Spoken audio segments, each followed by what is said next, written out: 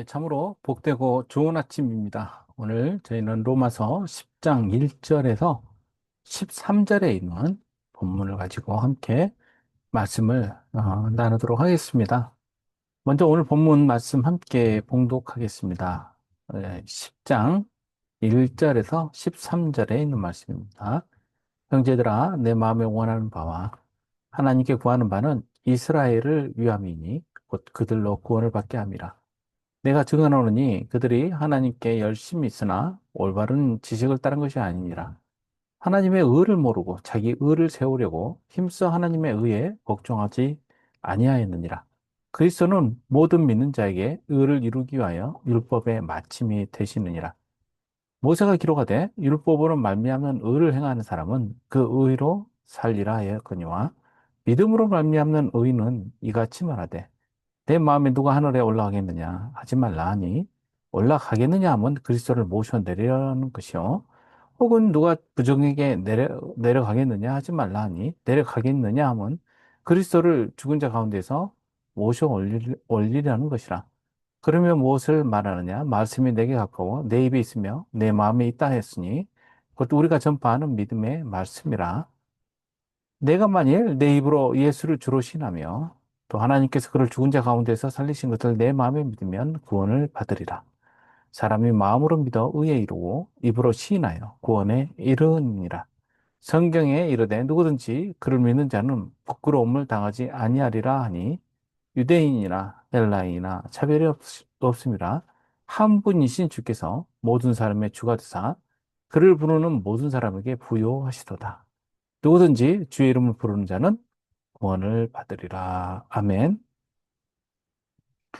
어, 오늘 저희들 본문 이 9장 그리고 또 10장 그리고 우리가 함께 묵상하고 나누었던 9장에 이스라엘을 향한 어, 바울의 이, 그 마음, 뜨거운 마음, 특별히 구원에 대한 그의 고뇌가 담겨 있습니다. 바울은 이스라엘이 이 민족적인 특징이 구원에 이르게 하지 않는다고 말을 했어요. 즉, 이스라엘이 특별히 그 혈통이나 그 민족이라는 그 정체성, 이스라엘이라는 그 정체성 자체가 구원으로 곧바로 연결되지 않는다는 것이죠. 오히려 이스라엘에 구원받지 못한 경우들이, 이 허다함을 이야기를 하고 있어요. 하나님의 의가 되시는 그리스도께 복종하지 아니하였기 때문에 그렇죠. 바울은 그리스도 이후에 그 새로운 시대적 관점을 드러내고 있습니다.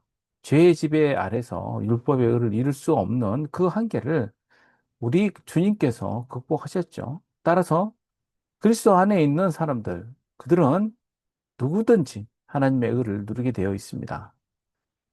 바울은 오직 그리스도의 죽음, 그분의 대속, 그리고 부활을 믿는 자들이 구원에 이른다고 그렇게 선포하고 있죠. 형제들아, 내 마음에 원하는 바와 하나님께 구하는 바는 이스라엘을 위함이니 곧 그들로 구원을 받게 함이라. 이 1절 말씀은 앞서서 9장 3절에 있는 말씀과 매우 유사하게 맞닿아 있죠. 나의 형제 곧 권력의 친척을 위하여 내 자신이 저주를 받아 그리스도에게서 끊어질지라도 원하는 바로라. 얼마나 이스라엘 구원을 열망하였으면 이렇게 이야기할 수 있을까요? 자신이 구원받지 못하더라도 이스라엘을 구원하겠다. 이건 그냥 대신 죽겠다 정도로 해결되는 문제가 아니죠. 대신 죽어도 죽을 수 있는 것은 소망이 있기 때문에 그러는데 구원을 받지 못하면 대체 어떻게 되겠습니까? 바울은 그 부분에 있어서 하나님께 맡기고 있는 거예요. 자신이 구원의 이 여부를 결정할 수 있는 것이 아니고 자신이 바라는 뭐냐면 할 수 있는 모든 것을 다해서 이스라엘을 구원하고자 하는 거예요. 우리가 그런 마음으로 그 전도의 마음을 품어봤는지 저희는 스스로 한번 물어볼 필요가 있다라고 생각이 됩니다. 우리는 얼마나 우리 혈육들을 위하여 또 가까이 있는 지인들을 위하여 또 내가 사랑하는 사람들을 위하여 구원의 열정, 구원의 소망을 이처럼 품었는지 이러한 다급함은요 구원이 얼마나 중요한지를 깨닫는 자만이 할 수 있는 거예요. 구원이 없으면 모든 것이 헛되다는 것을 알기 때문에 그렇게 하는 것입니다. 다른 대체 방안이 있거나 아니면 조금 더 못하더라도 뭐 다른 것이 있다고 한다면, 어, 이 정도는 아니죠. 그러나 예수 그리스도 외에는 답이 없는 걸 알기 때문에 그는 이렇게 고백을 하고 있는 것입니다. 로마서 9장에서 10장에 이르기까지 이스라엘의 구원을 위해서 간구하는 그의 고백을 우리는 볼 수가 있습니다. 이스라엘이 구원받지 못하는 이유는 무엇입니까? 그것은 자신들의 의를 하나님의 의 앞에 대체해 버렸기 때문에 그렇습니다. 그리고 열심은 있었지만 열매 맺을 수 없는 것을 열심히 품었기 때문에 그렇죠. 내가 증언하노니 그들이 하나님께 열심히 있으나 올바른 지식을 따른 것이 아니라. 그러니까는 그렇게 하면 안 되는 것을 열심히 하면 어떻게 돼요? 그러니까 제일 무서운 사람이 그런 사람 아니에요. 뭐 좀 이거 이제 못 배운 사람을 비하하는 게 아니라 무식한 사람, 즉 알지 못하는 사람이 그냥 열심을 가지고 있는 것이 제일 무서운 거 아닙니까? 차라리 모르면 안 하면 되는데 틀린 방법을 가지고 열심을 다해요. 얼마나 참혹하겠습니까? 그래서 여기에서 말하는 열심이라는 것은 그 젤론이라는 헬라어인데 이 젤론은 젤러스의 같이 맞닿아 있는 단어예요. 그러니까는 이 시기 질투라는 뜻도 또 하나 들어있죠. 열심인데 우리 사람의 열심은 언제 가장 그 톤이 강하고 또그 억세지냐면요. 질투가 포함될 때예요. 그러면 열심히 엄청나게 되죠. 우리도 그런 거 보지 않습니까? 순수한 열심보다 질투와 시기에 뒤따른 열심, 사악한 열심이 더 강하게 사람들을 끌고 갑니다. 여기에서 또 올바른 지식이라는 거, 진리와 일치하는 분별력 있는 그런 인식을 말하는 것이 이 올바른 지식이에요. 그러면은 그 앞에 그 열심은 올바른 지식이 아닌 열심이라는 뜻 아니에요? 예. 바울은 이 이스라엘을 향한 뜨거운 마음을 역시 가지고 그들을 바라보고 있습니다. 그들의 삶 가운데는 하나님을 위한 열심이 담겨 있어요. 율법을 지키기 위하여 아주 그냥 목숨을 버릴 것처럼 그렇게 하는 것들. 그러나 그것만으로 될 수 없다라는 것을 이야기를 하는 것이죠. 하나님의 의를 모르고 자기 의를 세우려고 힘써 하나님의 의에 복종하지 아니하였느니라. 유대인들만 그럴까요? 오늘날 우리도 그렇지 않습니까? 하나님의 의보다는 자신의 의를 이루기 위해서 그것으로 이루면 되는 줄 알고 사는 사람이 얼마나 많습니까? 내가 착하게 살면 되지. 내가 정의롭게 살면 되지. 하지만 사람의 공의는 결코 하나님의 공의와 맞닿을 수가 없죠. 그리스도는 모든 믿는 자에게 의를 이루게 하여 율법의 마침이 되셨습니다. 이것이 바로 새로운 의의 기준이에요. 그리스도께서 모든 믿는 자의 의를 이루시기 위해서 율법을 완전히 이루셨습니다. 모세가 기록하되 율법으로 말미암는 의를 행하는 사람은 그 의로 살리라 하였거니와 믿음으로 말미암는 의는 이같이 말하다. 내 마음에 누가 하늘에 올라가겠느냐? 하지 말라 하니 올라가겠느냐 하면 그리스도를 모시어 내리라는 것이요. 이 말씀은 율법을 지키기 위해서 율법을 다 이루는 것을 위해서 이 신명기 30장에 나오는 그 율법에 해당되는 그 모든 단어가 예수 그리스도로 이렇게 바꾸어져서 지금 이야기되고 있는데요. 그리고 율법의 말씀은 믿음으로 결국 바꾸셨죠. 그러니까 믿음이 아니고는 될 수가 없고 그 그리스도를 통해서 율법의 완성과 완전한 뜻을 계시해 주셨기 때문에 이런 것을 위해서 우리가 하늘까지 쫓아 올라가서 그렇게 필요가 없다는 것이죠. 이것은요.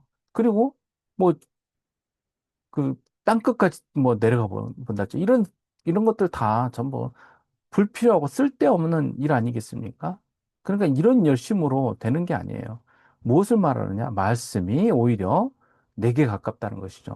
멀리 하늘 내지는 그 부적행이라 불리우는 저승 끝까지 쫓아가거나 그럴 필요가 없는 즉 하나님의 말씀은 굉장히 가깝게 있다는 거예요. 어떻게 가깝게 있습니까? 이전에는 돌로 새긴 율법을 주었지만 이제 오순절 이후로는 말씀의 영이신 성령이 우리 안에 내주하시지 않아요? 그러니까 우리가 하나님의 의를 깨닫고 그리고 또 그리스도의 의를 고백하고 또 말씀을 통하여 우리가 우리의 신앙, 우리의 믿음을 고백한다면 그 마음 가운데서 하나님께서 의를 시켜서 우리를 의롭다라고 인정해 주시지 않습니까? 이것이 곧 믿음의 말씀이라고 이야기를 합니다. 그러니까 모세는 십계명을 받기 위해서 시내산에 올라왔죠. 그런데 더한 것도 할 수 있을 것처럼 뭐 우리는 찾아 헤맬 수도 있겠지만 그럴 필요가 없고 그래서는 안 된다는 것 아닙니까? 내가 만일 내 입으로 예수를 주로 시인하고 또 하나님께서 그를 죽은 자 가운데서 살리신 것을 내 마음에 믿으면 구원을 받으리라. 이것이 바로 구원의 이 비밀입니다. 다른 게 아니에요. 예수 그리스도를 우리의 구세주로 고백하는 거. 또 예수님의 부활을 실제적으로 믿는 거. 이것이 바로 우리의 구원을 이루는 가장 중요한, 핵심이라고 할 수 있겠습니다. 그래서 사람이 마음으로 믿어 의에 이르고 입으로 신하여서 구원에 이른다라고 이야기를 합니다. 우리의 마음. 그 마음은 누가 움직이십니까? 하나님께서 움직이시죠. 그리고 우리는 순종하는 것이죠. 끝까지 거부하는 것이 아니라 우리가 고백한다는 것은 순종하는 거죠. 거기에. 순종하면 결국 어떻게 됩니까? 구원에 이르도록 하나님께서 인도하시는 것이죠. 성경에 이르되 누구든지 그를 믿는 자는 부끄러움을 당하지 아니하리라 하니 마지막 때에 당하는 것을 말하죠. 심판 앞에서의 부끄러움. 요즘 뭐 뉴스에 정말 재판 많이 나오지 않습니까? 예. 그렇게 호사를 누렸던 사람들, 이제는 다 재판정에 끌려가고 또 그들의 모습이 부끄러우니까 안 비치려고 그러고 예전에는 얼마나 방송에 나오려고 그랬습니까? 그러나 이 지금은 어떻게든 피하려고 하지 않습니까? 뭐 지하로 내려가고 또 다른 방법으로 품고 또 소송 걸고 유대인이나 헬라인이나 차별이 없다라고 분명하게 말씀을 하고 있습니다. 우리가 유대인을 대신하게 되었다. 이런 뜻이 아니에요. 뭐, 우리라는 것이 아니라 예수님을 믿는, 하나님을 믿는 모든 자들, 예수님을 구주로 고백하는 모든 이들이 차별 없이 하나님의 자녀가 된다는 뜻이지, 그걸 단지 끌어내려서 대체하고 이런 뜻이 아닙니다. 주께서 모든 사람의 주가 되사 그를 부르는 모든 사람에게 부유하시도다. 이제는 유대인이든 헬라인이든 종이든 자유자든 그리스도 안에서 모두 하나예요. 뭐로 불림 받습니까? 이제는 그리스도인으로 불림 받는 것이죠. 누구든지 주의 이름을 부르는 자는 구원을 받으리라. 이렇게 고백하는 것 아닙니까?